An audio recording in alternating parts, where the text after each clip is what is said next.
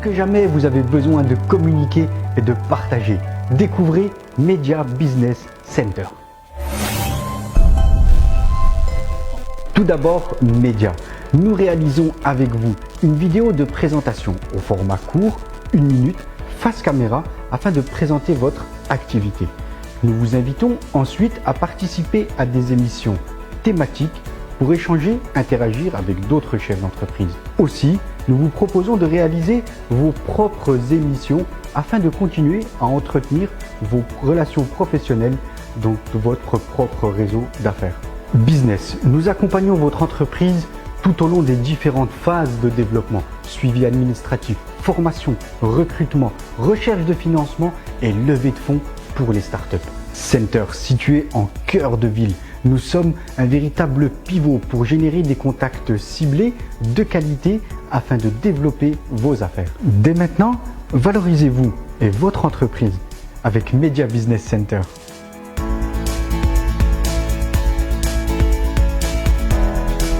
C'est bluffant dans la construction, dans l'accompagnement. Merci, un grand merci parce que la gestuelle, j'ai trouvé que c'était vachement important et ça m'a énormément aidé en fait. Comme je disais tout à l'heure, la gestuelle amène le texte, en tout cas pour moi, dans ma construction mentale. J'ai adoré ce moment en tout cas et j'ai bien rigolé. Si vous aussi, vous souhaitez bénéficier d'une vidéo de présentation courte face caméra de votre entreprise, contactez-nous dès maintenant car l'offre est valable jusqu'à la fin de cette année. Merci à toutes et à tous et à très bientôt, j'espère, pour votre prochain créneau de tournage.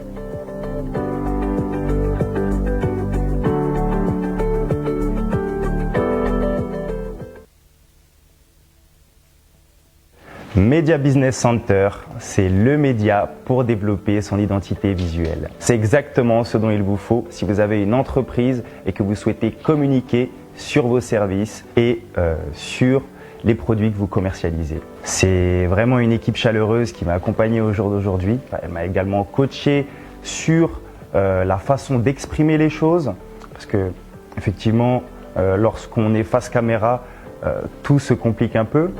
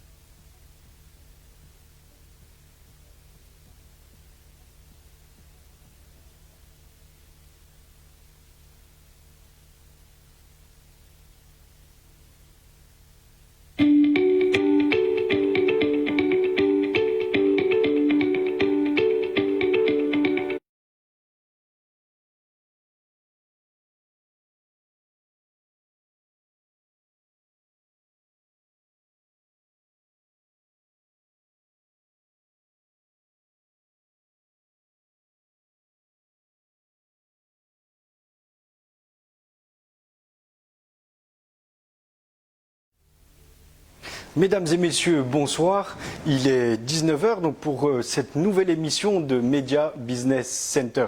Merci à toutes et à tous de nous être fidèles. Ce soir, nous accueillons Monsieur Frédéric Petitjean, président de la CPME. Nous avons accueilli mardi Madame la maire et présidente de Grand Besançon Métropole. Donc une émission où nous avons évoqué la crise sanitaire avec les enjeux économiques sur cette crise sanitaire.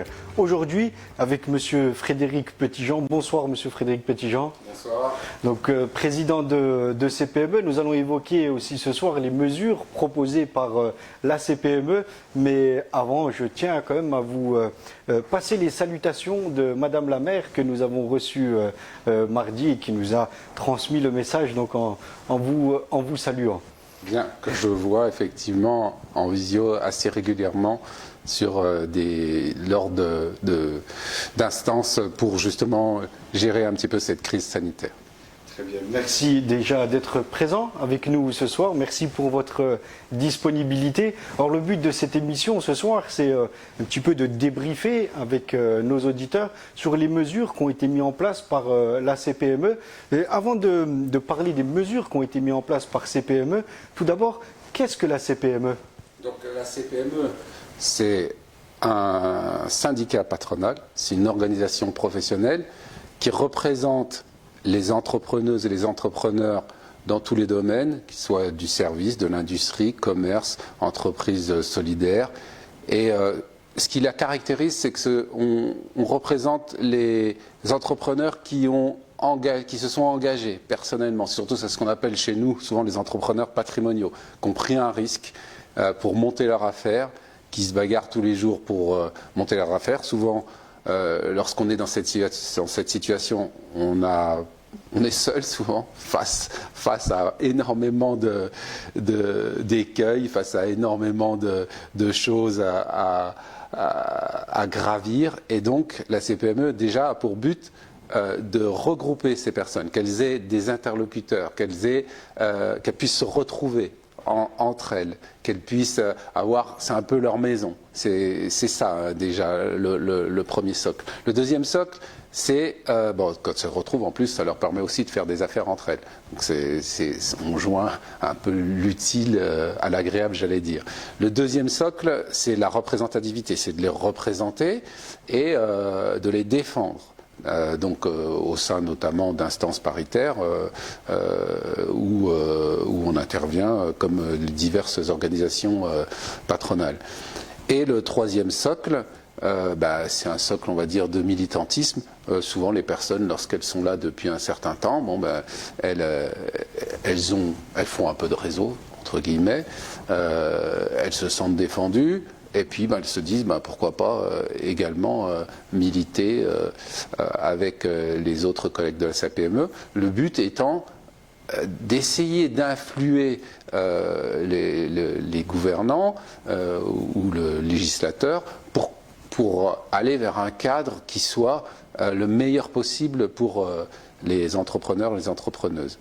Donc, au niveau national, c'est environ 150 000 entreprises, c'est 3 millions de salariés.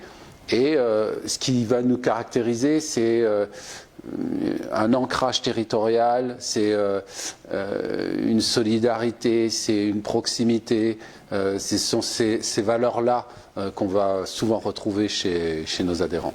Alors, on comprend à la CPME, donc c'est une organisation qui regroupe des entrepreneurs, donc hommes et femmes. Et ces entrepreneurs, ils ont une particularité, vous le disiez, c'est des entrepreneurs patrimoniaux. Donc on n'est pas dans la société donc de patrons du CAC 40, c'est plus de l'entreprise TPE ou PME. C'est plutôt nos amis du MEDEF qui vont avoir les patrons du CAC 40. Nous, CPME, c'est les TPE-PME.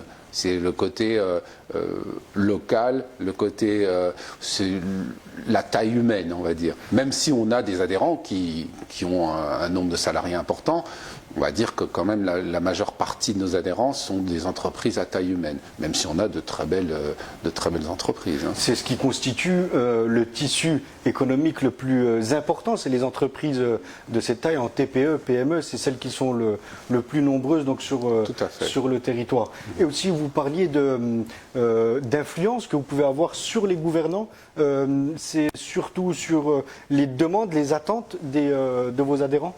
Alors, on va dire, au niveau national, on a un plan, on a des idées, on a un certain nombre de choses qu'on essaye de mettre en place. On en parlera peut-être tout à l'heure un petit peu avec les mesures prises dans le cadre de la crise sanitaire.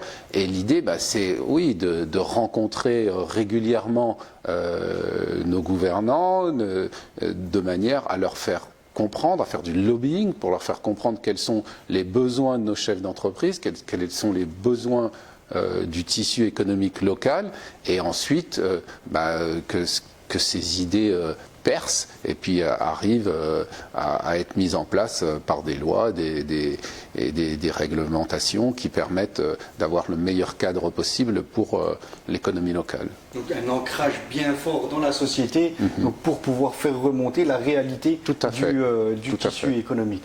Très bien. Alors à quoi est-ce que ressemble justement, c'est la question qui vient tout de suite après, à quoi est-ce que ressemble le quotidien d'un président de CPME, alors en l'occurrence là pour le Doubs, en quoi est-ce que ressemble votre quotidien, Monsieur Petitjean? Alors, la difficulté pour un président de CPME territoriale, c'est que dans l'immense majorité des cas, même la totalité des cas, c'est déjà un chef d'entreprise.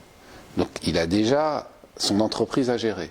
Donc il doit partager son temps entre la gestion de son entreprise et les attentes de la CPME. La grosse difficulté, c'est ça, c'est d'arriver à trouver un équilibre et pour que les deux puissent coexister. Et comme le dit notre président national, la première chose, c'est déjà que votre entreprise fonctionne. Donc déjà, il faut que tout soit carré, que votre entreprise, que vous puissiez libérer du temps par rapport à votre gestion courante, sinon ça ne sert à rien. Et la priorité, c'est déjà que votre quotidien chef d'entreprise soit géré correctement. Et ensuite, il faut vous organiser pour dégager du temps pour assurer le mandat de président territorial. Et ça prend quand même un certain temps, même si, bien entendu, c'est un travail d'équipe. J'ai un conseil d'administration, et puis il y a aussi des permanents, donc c'est un travail d'équipe, donc on n'est pas tout seul face aux responsabilités. D'accord. Voilà. Alors justement, la CPME a joué un rôle important pendant cette crise sans précédent, cette crise sanitaire qui est devenue donc une crise économique et même sociale. Quelles sont les premières mesures qu'on prend tout de suite à la CPME, qu'on propose à ses adhérents face à l'arrivée de cette crise? Alors les premières mesures ont été surtout de diffuser au niveau de nos adhérents les mesures qui avaient été prises par le gouvernement, par les institutions dans ce cadre-là. C'est déjà le relais, un relais pour expliquer ce qu'il est possible de faire, comment on peut agir à travers ces difficultés. Donc un travail de communication et qui dure encore maintenant, parce que comme vous avez pu vous en apercevoir, dans cette crise, il y a des évolutions permanentes. Et dans toutes les batteries d'aide qui sont sans cesse mises en œuvre, un chef d'entreprise qui est déjà face à ses responsabilités, face à ses difficultés, s'il faut encore qu'il navigue là-dedans, c'est très compliqué. Donc la première des mesures, c'est déjà de l'aider pour naviguer, j'allais dire, à travers toutes ces mesures qui sont prises et l'orienter correctement. Ça, c'est la première des mesures. Et la deuxième des mesures, c'est d'être à l'écoute. Parce que comme je vous en parlais tout à l'heure, le chef d'entreprise, il est souvent seul. Il y a divers entonnoirs et tout lui arrive dessus. Il est seul. Et l'idée, c'est déjà au moins s'il peut avoir des interlocuteurs, s'il peut avoir des pairs pour parler avec lui des difficultés, ne serait-ce que ça, c'est déjà énorme. Donc la deuxième mesure qu'on a prise, c'est s'organiser pour être présent, pour pouvoir répondre aux attentes des plus fragiles d'entre nous. Les écouter. Les écouter. Mais déjà, ne serait-ce que les écouter, c'est déjà beaucoup. Et comment ça se passe? Parce qu'il y en a certains qui peut-être n'ont pas le temps d'appeler, vous les appelez Alors, notre chargé de mission appelle nos adhérents pour prendre des nouvelles. Et puis, il y a les plus fragiles. Après, la CPME, c'est un peu... Moi, en tout cas, ce que j'essaye de mettre en place dans notre CPME, c'est une sorte de camaraderie, une sorte de grande famille. Donc, montrer que le dialogue est facile, que les gens peuvent nous appeler. Donc moi, ce que j'ai envie, c'est que nos adhérents ne se posent pas de questions, qui se disent, moi, si je veux parler au président, au trésorier, à n'importe lequel des membres du conseil d'administration, ils sont accessibles, il n'y a pas de problème. Donc déjà, c'est d'essayer d'avoir une facilité pour que les chefs d'entreprise puissent échanger avec nous sans aucune difficulté. Ça, c'est la première chose. Et la deuxième chose, ensuite, vous avez parlé tout à l'heure de Madame la Présidente de la communauté de communes de Besançon. Et on a mis en place avec elle et la CCI une instance qui s'appelle le Comeco Pro et qui consiste à regrouper les services de l'État, toutes les organisations professionnelles et toutes les instances qui sont en mesure de donner des indications aux chefs d'entreprise avec un numéro unique.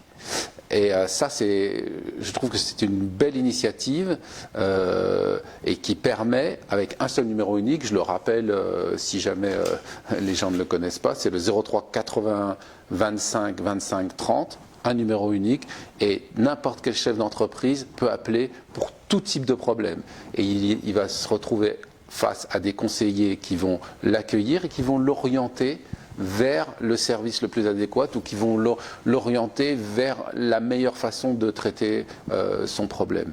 Et voilà. Ça a été mis en place donc, par la CPME. Non, c'est mis en place avec la CPME et les autres organisations professionnelles et à l'initiative de la mairie et de la CCI. Et donc le Grand Besançon, la CCI, voilà. Donc les acteurs se sont réunis avec la CPME compris pour mettre ce guichet unique. Donc on rappelle le numéro à nos auditeurs, le 03 81 25 25 30. Voilà, donc vous pouvez appeler ce numéro et ils vous guideront donc, sur les aides qu'il peut avoir. Sur tout type de problématique.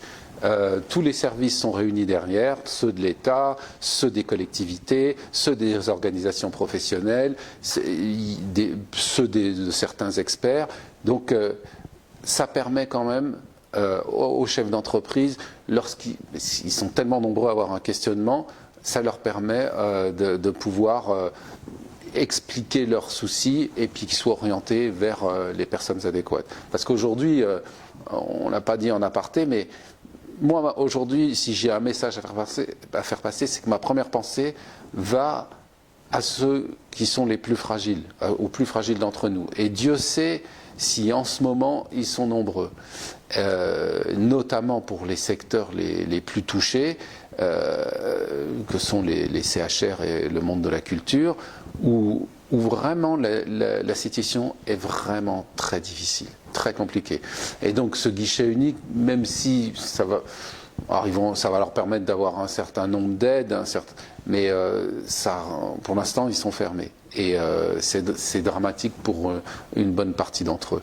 Donc vraiment là, il faut que les gens sachent que, ok, il y a une crise sanitaire, il y a des gens qui meurent, mais de l'autre côté, on a dans le monde économique des gens qui ont travaillé toute leur vie et qui voient le travail de leur vie s'écrouler jour après jour au fur et à mesure que la fermeture administrative se perpétue. Donc il faut être conscient de ça, c'est quand même quelque chose de dur.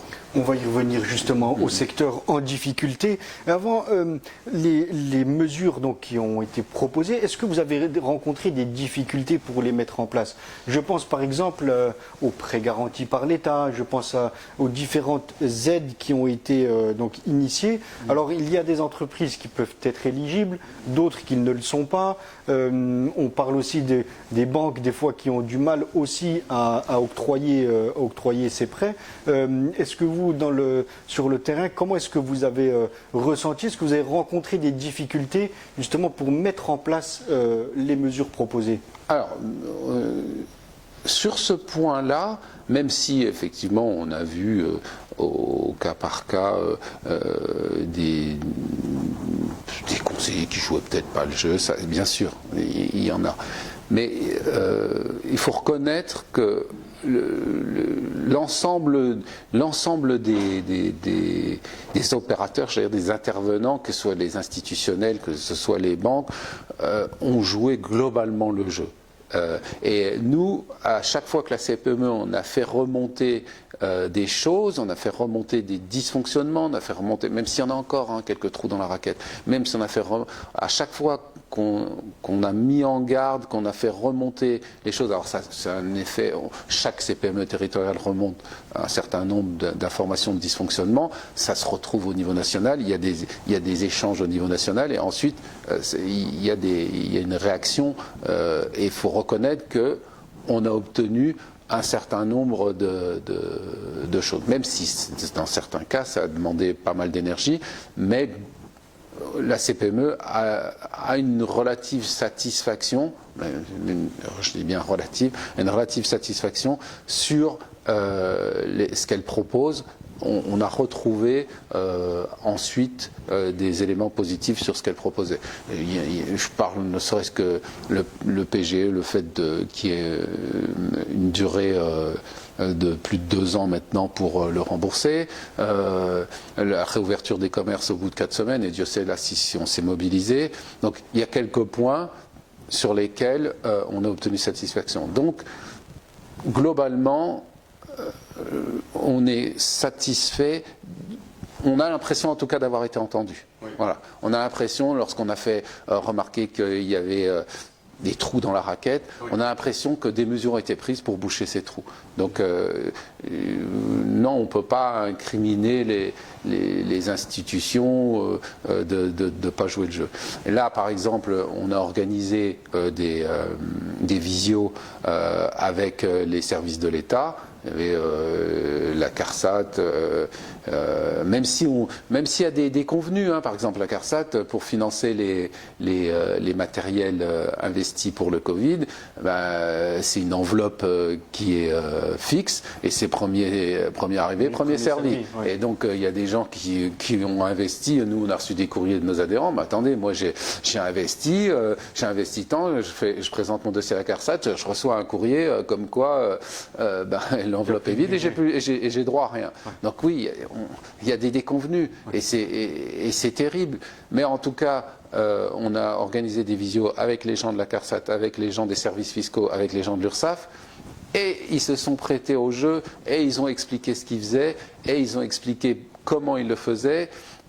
Et même si on avait parmi les adhérents de ces visios des gens qui étaient un peu remontés parce qu'ils n'avaient pas obtenu satisfaction, le fait déjà de pouvoir parler à des gens de l'URSSAF qui se disent tiens, il y a quelqu'un qui m'écoute, mais ne serait-ce que ça, c'était déjà très positif. Donc, alors, mais on peut être satisfait ou pas satisfait, et les difficultés sont terribles chez certains, mais en tout cas, on a l'impression qu'il y a quand même une écoute et une réaction par rapport à ce qu'on fait remonter. Mais bien sûr, tout n'est pas couvert, et on a des déconvenus, mais en tout cas, on a quand même dans l'ensemble, on retient que dans l'ensemble, on a l'impression d'être écouté. On a l'impression d'être écouté. Ouais. Oui. Bon, c'est déjà une bonne chose de pouvoir, comme vous le dites et le soulignez très bien, d'être écouté. Oui. Un chef d'entreprise a aussi besoin, dans cette période de solitude, a besoin d'une oreille attentive pour comprendre ces problématiques. Alors justement, il y a plusieurs types de chefs d'entreprise, plusieurs secteurs. Alors, il y en a qui vont bien, d'autres moins bien. Quels sont les secteurs les plus touchés, puis quels sont ceux qui au contraire, profitent d'opportunités? Alors, globalement, c'est très hétérogène. On a des secteurs, on a à l'intérieur même de certains secteurs des adhérents qui se portent très très bien, et j'en connais dans le même secteur qui prennent des moins 40%, des moins 50%, et donc c'est très difficile. Alors globalement, on sait que dans l'industrie, ça s'est plutôt pas mal passé, bon, sauf bien sûr l'aéronautique, où là tous les intervenants dans ce domaine-là subissent de fortes baisses. sur le commerce alimentaire, on sait que c'est plutôt pas mal. Sur tout ce qui est le bricolage, on sait que c'est très bien. Lorsque les restaurants n'étaient pas fermés, il y avait eu une petite reprise et puis ils en avaient profité. Mais aujourd'hui, vraiment, l'énorme souci, c'est les cafés, hôtels, restaurants, le domaine du CHR, le domaine de la culture, le domaine de l'animation, les associations sportives, tous ces domaines-là où justement il y a besoin de se rencontrer, de se voir, c'est des domaines qui sont sinistrés. Et là, on tire un peu la sonnette d'alarme parce que c'est quelque chose de dramatique. Et en plus, je parle de ces domaines-là, et il y a les activités connexes. Donc les gens qui fournissent, qui ont comme clients les acteurs de ce domaine. Donc les entreprises qui ont comme principaux clients des intervenants dans le CHR, mais ils sont touchés au même titre que ceux qui sont administrativement fermés. Donc il y a un effet domino et qui est terrible aussi pour toutes les activités connexes. Donc ces activités connexes-là souffrent aussi énormément. Oui. Donc voilà. Et puis ensuite, il y a une incertitude par rapport à ce qui va se passer. Alors, est-ce qu'il va y avoir une troisième vague ou pas? Et puis par rapport à ce qu'on va vivre donc en février-mars, parce qu'aujourd'hui, la plupart des entreprises, comme on le dit souvent, sont sous perfusion. Donc, ils ont eu leur PGE, report de charges. Tout le monde a eu le droit de s'endetter. On a eu le droit de s'endetter. Donc, on s'est endetté. Et certains, si vous aviez déjà de la rentabilité, que vous avez continué à bosser, bon ok, vous avez encore plus de trésorerie qu'avant, et puis vous continuez à bosser, pas de problème, sauf que vous n'avez pas beaucoup de visibilité sur votre carnet de commandes. Donc ça c'est la grosse difficulté. Et puis les autres qui étaient déjà fragiles ou qui étaient bien mais qui ont subi une fragilité du fait de cette crise sanitaire, se retrouvent donc avec un PGE de report de charge des dettes qu'elles consomment. Donc là, qui arrivent au bout de leur PGE, par exemple, et qui commencent à se dire « Oula, ça y est, là, moi j'ai mangé mon PGE, qu'est-ce que je vais faire là? Comment ça va se passer en février-mars » Donc cette idée-là, cette image de perfusion qu'on emploie régulièrement, est assez parlante, parce que quand on va enlever la perfusion, quand il va falloir commencer à rembourser ces dettes qu'on a eu le droit d'avoir au titre de la crise sanitaire avec un chiffre d'affaires en baisse, ça s'appelle un effet de ciseau négatif qui va être très difficile à maîtriser. Donc notre grosse crainte, c'est ça. C'est comment ça va se passer quand on va enlever le PGE, le chômage partiel. Aujourd'hui, les aides principales des entreprises, c'est ce qui a aidé le plus, c'est PGE, chômage partiel. Parce qu'on va enlever ça, qu'il va falloir rembourser le PGE, qu'il va falloir rembourser les échéances d'URSSAF, etc., avec un chiffre d'affaires en baisse, on se demande comment on va faire. Donc c'est cette incertitude qui nous pèse aujourd'hui. Et à la CPME, on ne rencontre pas beaucoup d'entreprises qui ont fait faillite. Mais par contre, elles sont, comme vous le dites maintenant, sous perfusion, et c'est surtout la visibilité qu'elles n'ont pas donc, sur l'avenir. Et donc la question va se poser très rapidement à la fin pendant le courant de cette année 2021, donc à la fin quand toutes les aides auront été consommées, comme le PGE, les aides de report d'URSSAF, etc.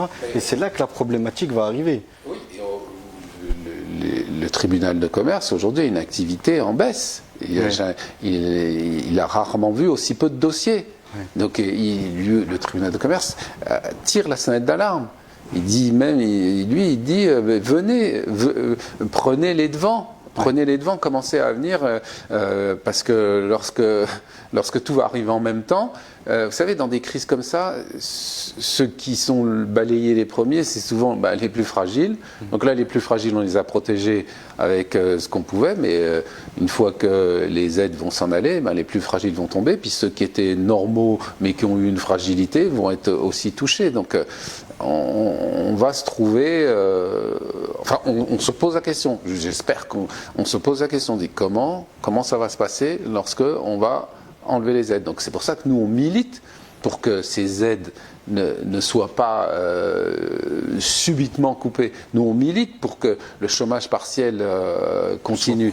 Et on milite pour que le PGE, notamment nous, ce qu'on aimerait pour le PGE, c'est que le PGE, on identifie les entreprises qui ont des difficultés à le rembourser. C'est facile à faire avec les experts comptables qui pourraient dire bon ben voilà, cette telle entreprise, ils font une attestation, il ne pourra pas rembourser son PGE. On identifie ces entreprises qui ont des difficultés, on prend ces PGE, on les fait racheter par l'État dans un fonds ad hoc, et ce fonds-là, il pourrait être géré par la BPI par exemple, et ensuite les entreprises pourraient rembourser sur 10 ans ce PGE à hauteur de 10 ou 20% de leurs résultats ou de leur CAF, et là c'est quelque chose qui permettrait de pérenniser un petit peu ce dispositif. Et on pourrait, parce que il y a une double peine dans ce dispositif, c'est-à-dire que vous êtes endetté, en plus votre cotation Banque de France est altéré parce que vous avez de l'endettement, et donc si on le mettait dans un fonds ad hoc de cette typologie-là, on pourrait le sortir de la cotation Banque de France en disant que c'est des quasi-fonds propres. Donc nous, voilà, on milite pour ce genre de solution de manière à ce que qu'il n'y ait pas une brutale baisse, sachant qu'en plus, quand on regarde les prévisions de rebond, bon, sont pas gigantesques, hein. On parle de 5%. Donc oui, nous on milite vraiment pour que ces dispositifs qu'il y ait un atterrissage en douceur, et surtout on milite pour qu'il y ait des allègements, parce que pour l'instant on s'endette. Oui. Mais nous, ce qu'on voudrait, c'est des allègements, c'est des réels. Voilà. Le problème, exactement. Le problème à plus tard. Donc, il faut des allègements. Il faut des allègements. D'accord. Alors justement, des allègements pour les entreprises, il y en a, ça c'est celles qui vont mal, mais il y a d'autres entreprises qui, donc comme dans toute période de crise, il y en a qui saisissent des opportunités. Il y en a qui vont très bien. Alors il y en a d'autres justement, on constate des entreprises qui vont mieux qu'avant la crise, qui ont profité de ces opportunités. Il y en a. Oui. Ah bah, oui, bien sûr. On pense par exemple au secteur de la santé. Oui, le secteur de la santé. On a eu des belles réussites ici à Besançon. Oui. J'ai pu échanger justement dernièrement avec le pôle des microtechniques. Il doit y avoir monsieur Renaud Gaudière qui doit nous regarder ce soir, que je salue. Ouais. Voilà. Donc on parlait ensemble justement de le plan riposte qu'ils ont mis en place, donc où il y a un mode offensif justement, où il y a des entreprises qui ont des réelles opportunités à saisir. Tout à fait. Mais de toute façon, on va vivre une remodélisation de l'économie, là, on le sent bien. Donc oui, l'idée, ça serait justement, c'est de capitaliser sur ces entreprises-là. Alors, moi, pourquoi je parle des entreprises en difficulté? Parce que c'était notre rôle de les défendre et de les soutenir. Mais il y a aussi effectivement cette partie offensive, et puis tous les projets qui peuvent être portés dans ces domaines de transition écologique et santé, etc. Il faut, et là, par contre, il y a des fonds qui sont mis en place, il y a des fonds régionaux qui sont mis en place. La seule chose que je regrette, c'est que ceux qui les saisissent sont ceux qui ont des services les plus élaborés, et pour pouvoir les dossiers. Voilà, et puis l'entreprise qui n'a pas les ressources pour le faire, bon, même si elle a des bonnes idées, peut-être que ça leur échappe. Mais en tout cas, oui, il faut. L'avenir, c'est de capitaliser là-dessus. Il faut voir aussi comment s'en sortir, et capitaliser là-dessus, c'est une très bonne idée, quoi. Alors investir dans l'innovation, c'est l'innovation aussi qui va permettre de alors on pense au secteur de l'aéronautique qui a été beaucoup touché, donc les avions qui ne circulent plus, donc le carnet de commandes qui baisse, et ces entreprises, elles sont obligées un peu de se réinventer, quoi. Alors après, ça c'est bienvenu dans le monde, dans le monde de l'entrepreneuriat. Je pense à un de mes adhérents qui travaillait pour 30% dans l'aéronautique, et puis qui a été obligé de prendre des mesures immédiates pour se réinventer en prenant d'autres marchés sur d'autres choses. Alors bon, c'est facile à dire comme ça, hein, et ça demande énormément d'énergie au moment de réactivité. c'est difficile, c'est le monde de l'entrepreneuriat, c'est le monde de la gestion du risque. Oui. Quand on est entrepreneur, on doit faire face à des retournements brutaux. Et alors, tout dépend de. Après, il y a une notion, j'allais dire, de chance, même si la chance se décrète pas. Mais après, oui, c'est difficile. Mais certains y arrivent. Certains y arrivent. Alors, certains y arrivent, d'autres moins. Et il y a aussi le marché de l'emploi. Alors, le marché de l'emploi, on considère donc qu'il y a des jeunes qui sont en difficulté, qui ont du mal à trouver leur stage ou leur alternance. Et on a un marché de l'emploi. Comment est-ce qu'il se porte justement? Est-ce qu'il est plutôt en défaveur de ceux qui arrivent sur le marché de l'emploi, ou c'est l'inverse? Alors, bon, déjà, si j'ai un message à faire passer, je sais qu'en ce moment c'est difficile, mais si vous pouvez prendre des jeunes, parce qu'ils ont beaucoup de mal aujourd'hui à trouver des stages, et il ne faut pas oublier que c'est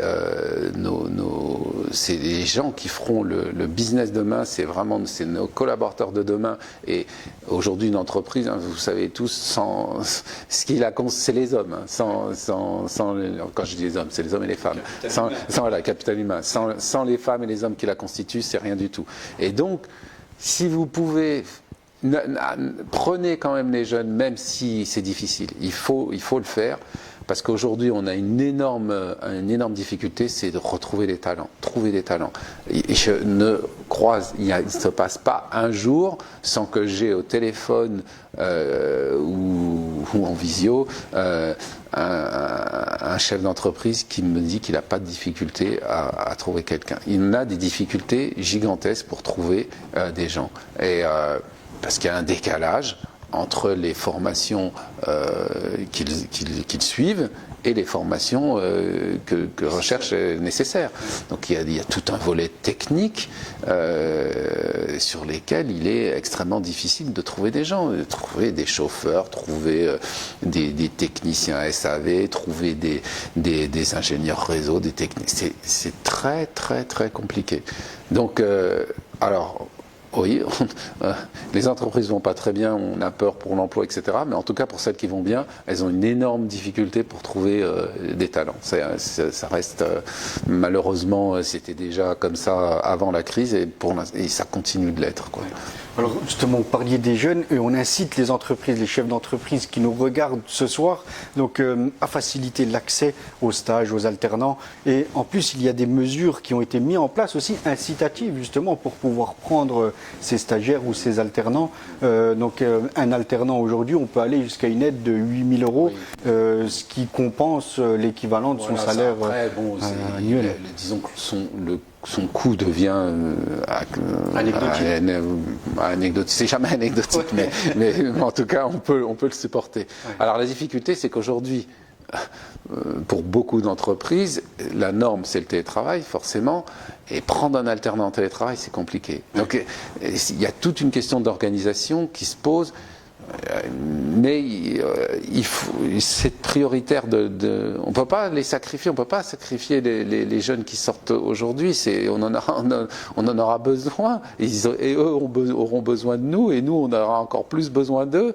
Et donc il faut faire l'effort, faut être inventif. Alors je sais que c'est très compliqué hein, quand on a 80% de son effectif en télétravail, prendre en alternant, on fait comment pour lui apprendre le métier? C'est compliqué.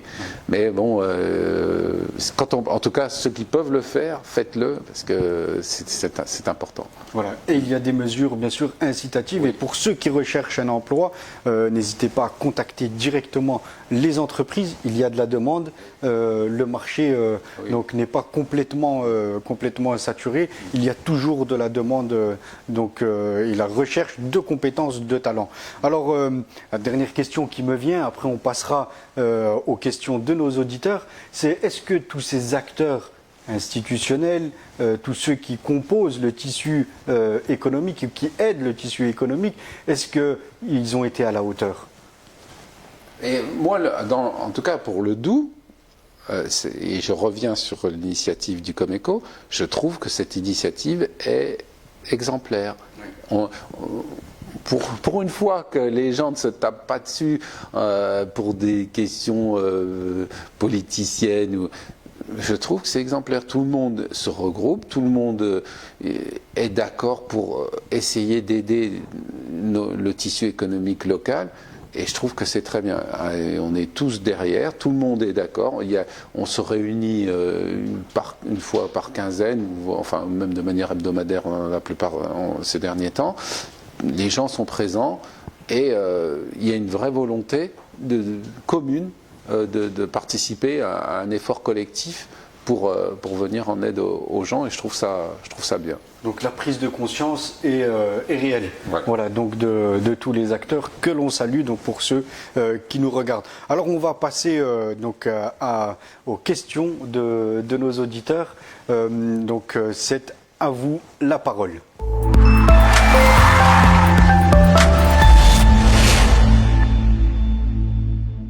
Alors on a une première question. Donc que conseillez-vous aux entreprises et aux entrepreneurs qui sont fragilisés après cette année compliquée? Alors, la première chose, c'est déjà de revoir, de passer en revue son business, son métier, de se dire bon, voilà mon métier, qu'est-ce que c'est? Je fais ça. Est-ce que aujourd'hui, j'attends? Aujourd'hui, qu'est-ce que je fais? J'attends. J'attends que l'orage passe, que les vaccins arrivent, etc. Et combien de temps je peux tenir? Et mon métier, il est viable et je vais avoir un effet de rebond après. Et puis j'aurais vécu une année ou 18 mois très difficiles. Et après, je profite de l'effet de rebond et je reprends les rênes avec ce que j'ai pu sauver. Et ça, ça peut être le cas pour un certain nombre d'entre nous, parce qu'on n'a pas tous une idée par seconde en se disant tiens je peux passer de là à l'autre, je faisais ça, demain je vais faire ci, ou tiens j'ai une activité connexe, je vais me développer là. C'est assez compliqué. Donc déjà, si on peut essayer de tenir le choc, j'allais dire entre guillemets, en profitant des aides, en sollicitant les aides, et puis d'attendre que la situation se refasse et de repartir de plus belle, c'est une option. Et puis pour les plus agiles d'entre nous, c'est de se dire dans ce monde qui bouge, il ne faut pas oublier que le mot crise, dans certains cas, ça veut dire opportunité. Dans ce monde qui bouge, pour les plus agiles, les plus dynamiques, est-ce que j'ai pas un virage à prendre? Et dans ce cas-là, j'en profite parce que justement, les collectivités, les institutionnels vont essayer de faciliter la vie, entre guillemets, à ceux qui ont envie d'aller un peu plus loin, quoi, ou qui ont envie de créer de l'emploi. De toute façon, toutes les initiatives qui tendront à créer de l'emploi vont être aidées. Donc justement, peut-être que pour ceux qui ont le plus d'idées, c'est peut-être le moment de prendre un virage. Pour les autres, peut-être d'essayer de se dire bon allez, je fais le gros dos, j'essaye, même si c'est très très difficile. Un chef d'entreprise, lui, il demande juste à bosser. Hein. Oui. Il demande juste à bosser. Il veut bosser, c'est tout. Et là, on lui dit maintenant tu bosses pas. Puis il n'a pas l'habitude de faire l'aumône. Hein. Oui. Il n'a pas l'habitude de faire l'aumône. Donc là, dire attends, je vais aller saucisser les aides. Tiens, non, je vais aller voir le tribunal de commerce. C'est très difficile. Mais dans certains cas, comme dans celui-là, peut-être que c'est une des solutions. Après, peut-être que nous, on milite aussi, on dit il y a eu des dommages de guerre. Peut-être qu'on pourra inciter aussi pour qu'il y ait des dommages de Covid et puis aider ceux qui ont le plus souffert et puis les aider à repartir.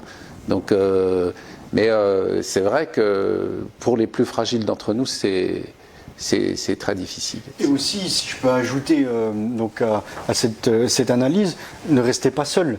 Voilà, ouais. Faites-vous accompagner, allez voir la CPME ou allez voir d'autres organisations qui pourront vous aider. Pour échanger, voilà. Savoir que les petites. Alors après, il y a toujours. Bon, même si ça, je pense à Tickers, aujourd'hui, Tickers c'est très efficace, il y a pas mal de gens de manière en plus très professionnelle. Donc après, oui, allez consulter les confrères, les consulter, oui, le Comeco, qu'est-ce qui se passe, qu'est-ce qui se fait, qu'est-ce que je peux faire pour amenuiser le coût, quoi. Comment faire pour, même si c'est pas mon chiffre d'affaires, mais même si ça m'aide qu'un tout petit peu, toutes les solutions qui sont bonnes à prendre, les connaître et puis essayer de les mettre en œuvre tant qu'on peut le faire, quoi. Mais oui, après, encore une fois, c'est facile à dire, je sais, c'est facile à dire. À faire, c'est tout de suite plus compliqué. Ouais. On va passer à la question suivante. Alors la question suivante, c'est quelle est l'ampleur des dépôts de bilan suite à cette année difficile? Qu'en est-il de la création d'entreprises? Alors l'ampleur des dépôts de bilan, justement, en ce moment, il n'y en a pas beaucoup. En ce moment, c'est ce que je disais tout à l'heure, en ce moment, il n'y en a pas beaucoup puisque les entreprises sont sous perfusion. Donc en ce moment, les trésoreries sont bien, même si on commence à arriver au bout de certains PGE dans certains cas. Donc en ce moment, les dépôts de bilan, il n'y en a pas beaucoup. Et la question, c'est est-ce qu'il va y avoir un effet cascade en mars avec tout ce qui a été sauvegardé jusqu'à présent. Donc voilà. Donc il n'y a pas tellement, d'après les échanges que j'avais avec les gens du tribunal de commerce, il n'y a pas une activité énorme au niveau des procédures en ce moment. Et alors au niveau des créations, les créations, non, c'est pas terrible en ce moment. C'est même l'inverse. On a beaucoup d'entreprises qui se vendent. Aujourd'hui, il y a beaucoup d'entreprises qui se vendent. Alors, ça fait des opportunités pour les autres, parce que c'est assez difficile ces derniers temps de trouver des bonnes cibles. Mais là, il y a pas mal d'entreprises qui se vendent. Et moi, je connais beaucoup de chefs d'entreprise qui disent non, moi, stop, j'en ai marre, là, j'arrête, quoi. Donc, oui, il y a pas tant de création, mais il y a beaucoup d'opportunités de cession. De rachat, de cession. Oui. D'accord. On va passer à la question suivante. Alors la question suivante, c'est qu'est-ce qui est en place à la CPME 25 pour la digitalisation des entreprises, pour les rendre moins fragiles face à la situation sanitaire? Alors, qu'est-ce qui est en place? Malheureusement, on n'est pas suffisamment costaud pas suffisamment de fonds pour avoir un service spécifique sur la digitalisation, même si c'est un des chevals de bataille au niveau de la CPME nationale, où on incite pour qu'il y ait un plan de transformation digitale de l'entreprise, et c'est quelque chose sur lequel on incite beaucoup, parce que on sait que c'est un changement qui est impératif, on pourra pas y couper. Il y a aucune.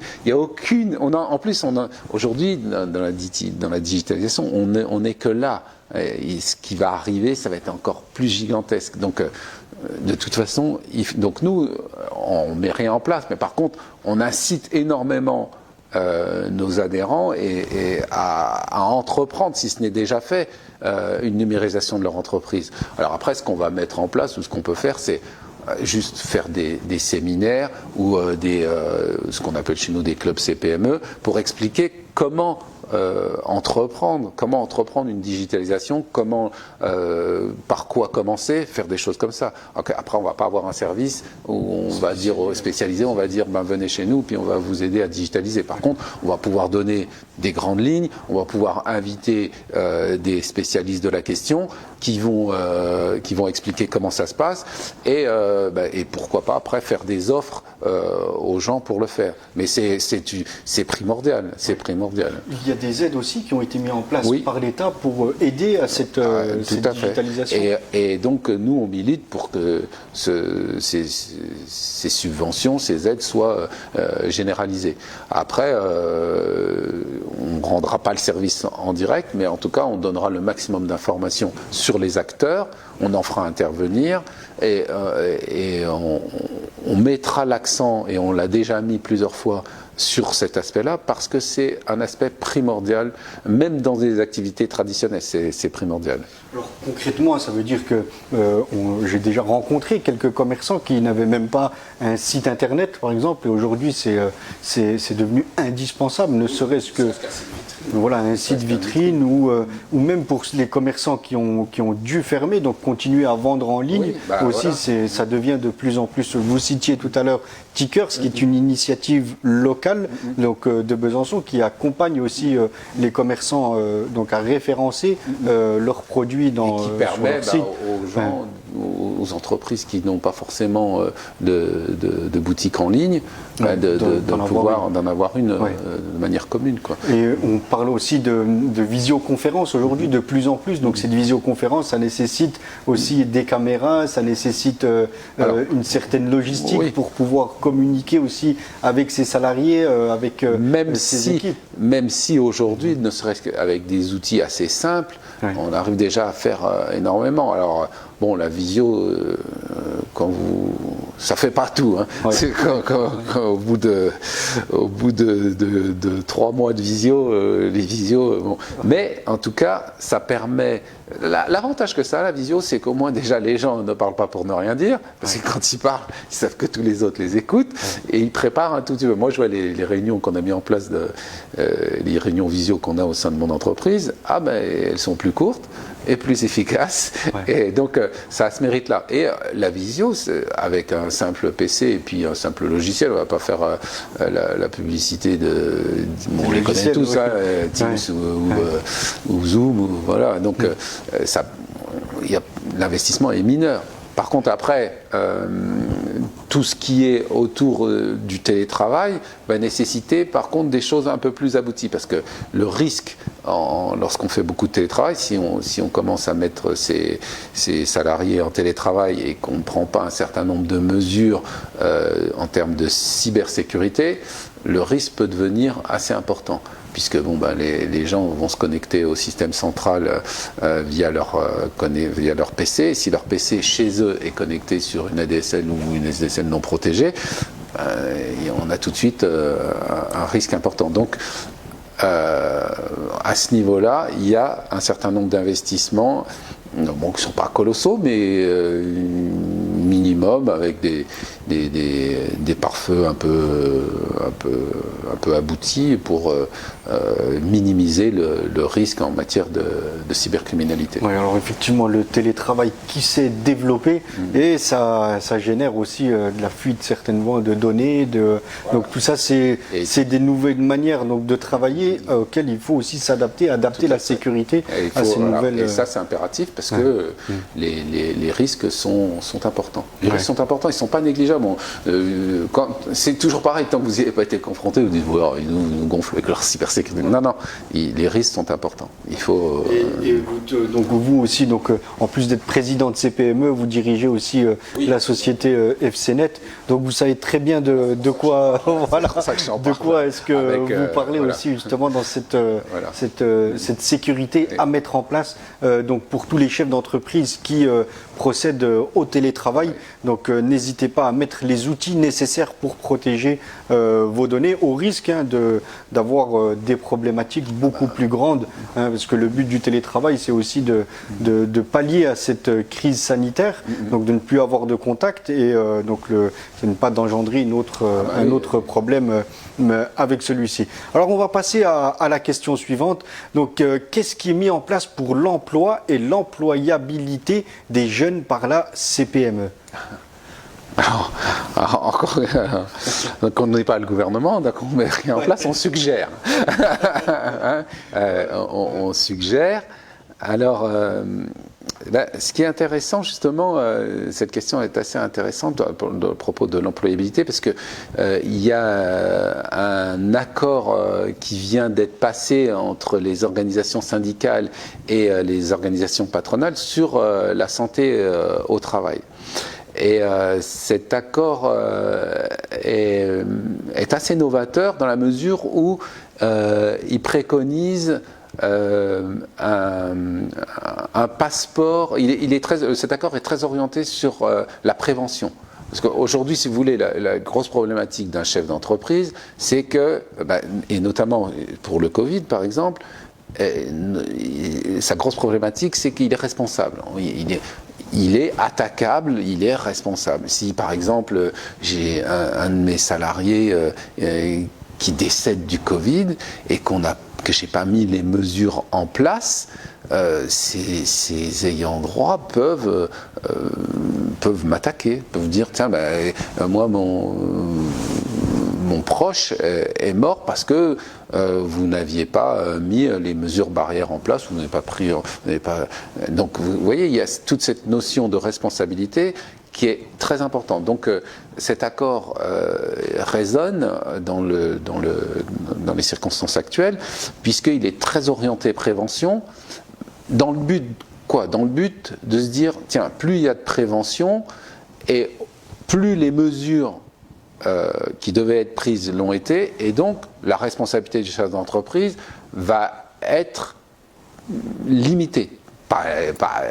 Aujourd'hui, le problème, c'est qu'il est attaquable de tous les côtés. Là, s'il a fait ce qu'il fallait faire, elle va être limitée. Et en termes d'employabilité, donc les salariés qui auront un passeport de prévention, qui consistera à avoir suivi un certain nombre de formations sur différents secteurs selon les branches dans lesquelles ils travaillent.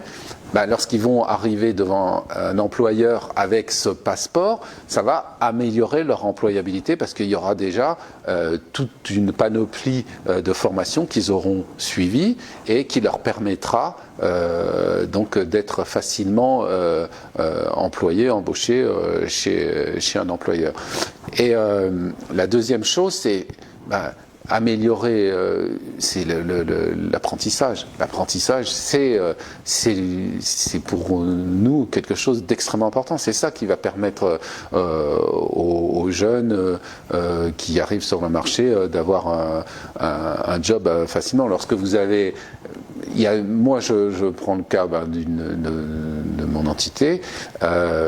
J'ai beaucoup de gens qui ont été, qui sont parmi les plus fidèles, qui ont été embauchés à la suite d'un apprentissage. L'apprentissage, vraiment, c'est la meilleure façon d'intégrer une entreprise. Donc, tout ce qui est stage en entreprise, apprentissage, tout ce qui est vraiment concret par rapport à une mission dans une entreprise facilite l'employabilité. Et nous, on milite, on se bagarre pour faciliter justement cet échange entre les étudiants et les entreprises. Merci pour cette réponse. Alors on va passer encore une dernière question. Alors quelles sont les orientations, les axes de travail de la CPME 25 pour les années à venir au niveau national ? Donc on en a cité quelques-unes. Ouais. On a cité la digitalisation. On a cité notamment par rapport au PGE cette idée de le passer sur 10 ans, enfin de le transformer un peu en quasi-fonds propres. Et de manière générale, nous, on va militer pour que le cadre législatif soit le plus facile, le plus appréhendable pour l'entreprise. Nous, ce qu'on milite, c'est faciliter la vie du chef d'entreprise. Donc nous, on va militer pour tout ce qui va permettre au chef d'entreprise d'appréhender les choses de manière simple, parce que tout lui arrive dessus. Donc toutes les mesures qui vont lui permettre d'agir facilement, plus facilement, de réduire ses contraintes, voilà, c'est les points sur lesquels on milite. Alors oui, la digitalisation c'en est un, parce que ça lui facilite la vie. Tout ce qui facilite sa vie, on va militer. Donc on a un plan, mais ce plan, il est complètement bouleversé. Donc ce plan, on peut le retrouver sur le site de la CPME, il suffit d'aller le consulter. Et notamment, on a fait on a proposé une centaine de mesures, 104 mesures me semble-t-il, au mois de juin, pour faire face au grand enjeu du rebond en 2021, 2022, 2023. Donc parmi ces mesures, certaines ont été retenues, mais il en reste encore beaucoup. Alors bon, je ne vais pas vous les passer en revue parce qu'il y en a 104, mais je vous invite à les consulter. C'est sur le site, vous allez sur le site de la CPME nationale, vous consultez, il y a un plan avec 104 mesures qu'on propose et qui vont de, si vous voulez, tout ce qui est, si je reprends un petit peu, tout ce qui est déployer les mesures pour la transition, accélérer le redémarrage économique, développer l'ancrage économique territorial, faire de la transition écologique un outil de développement. Enfin, ça, c'est donc des grandes idées. Et ensuite, à partir de ces grandes idées, on a balayé des mesures très, très pratiques, très pragmatiques. Il y en a 104. Donc, il suffit d'aller les consulter. Alors, des mesures, bien sûr, qui viennent du tissu économique, qui viennent de cet ancrage du terrain dont bénéficie la CPME. Lorsque la CPME présente son plan, présente ses mesures, présente les actions qu'elle préconise, c'est toujours à l'issue d'une confrontation, si vous voulez, avec les CPME territoriales. Le point d'ancrage de la CPME, c'est vraiment les territoires. Oui. Les territoires comptent énormément. Donc, on se voit régulièrement. Alors, tout le monde ne monte pas au national, mais il y a de temps en temps, on y va. Et il y a un vrai échange entre le national et les territoires, et ce qui permet ensuite d'avoir une action concertée, cohérente et en accord avec l'ensemble des CPME territoriales.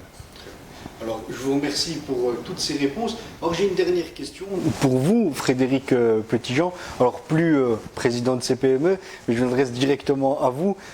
Pour les années à venir, 2021-2022, est-ce que vous êtes plutôt optimiste, pessimiste ?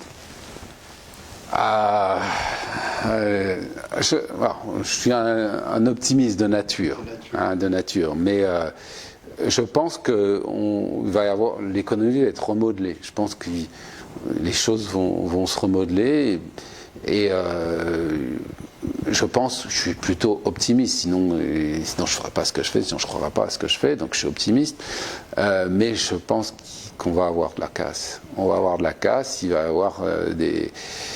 avoir des difficultés, mais après il y aura des opportunités. Donc je pense qu'effectivement on aura des rebonds, je pense que l'économie va se remodeler. Ouais. On va se remodeler et ça peut être un bien. Ça peut être un bien. Après, moi je pense à tous ceux qui sont fragiles. Ouais. Mais après, de manière générale, je suis plutôt optimiste. Donc je pense qu'on s'en sortira, quoi. Ouais. Très bien, merci beaucoup Frédéric Petitjean donc d'être venu ce soir, d'avoir pu échanger avec nos auditeurs et auditrices aussi. Donc quant à nous, on se retrouve donc l'année prochaine pour de nouvelles émissions. J'espère que cette année vous aurez pu partager quelques émissions avec nous, qu'elles vous ont plu. En tout cas, on continuera l'année prochaine. Donc rendez-vous en janvier 2021. Merci à toutes et à tous donc de nous être toujours fidèles et à l'année prochaine. Au revoir. Plus que jamais, vous avez besoin de communiquer et de partager. Découvrez Media Business Center.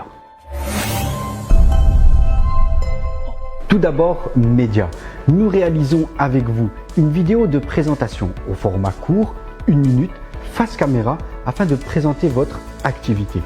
Nous vous invitons ensuite à participer à des émissions thématiques pour échanger, interagir avec d'autres chefs d'entreprise. Aussi, nous vous proposons de réaliser vos propres émissions afin de continuer à entretenir vos relations professionnelles dans votre propre réseau d'affaires. Business, nous accompagnons votre entreprise tout au long des différentes phases de développement, suivi administratif, formation, recrutement, recherche de financement et levée de fonds pour les startups. Center situé en cœur de ville. Nous sommes un véritable pivot pour générer des contacts ciblés de qualité afin de développer vos affaires. Dès maintenant, valorisez-vous et votre entreprise avec Media Business Center.